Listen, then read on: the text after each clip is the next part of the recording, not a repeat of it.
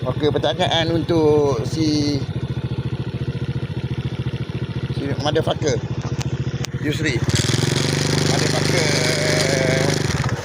Stabi ni dengan penokil 24. Okay. Pakai Crazy Beach. Macam manakah dan di manakah wahyu tu diturunkan?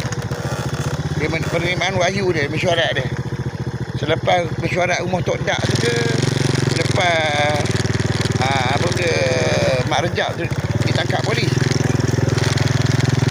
pasal ketuk dengan heroin tu.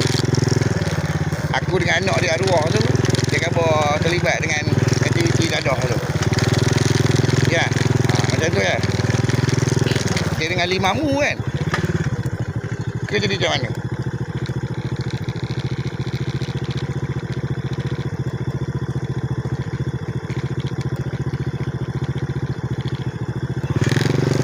Secara apakah wahyu tu diturunkan kan, pasal lori kereta motor termasuk minyak tu.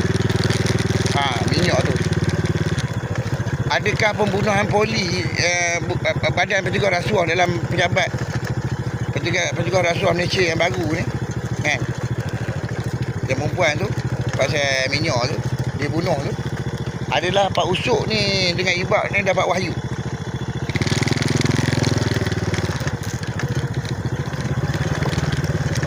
Adakah Hamid ni, Adani ni, Ma'in ni telah mewahyukan dia orang dalam siri-siri wahyu kebangsaan ni? Okey. Kita nak tahu juga.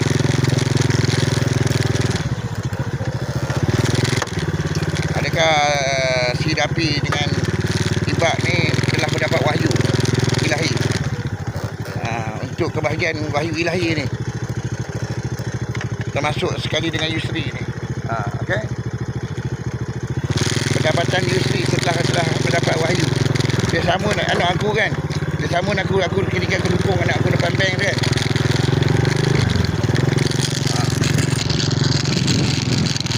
Okey.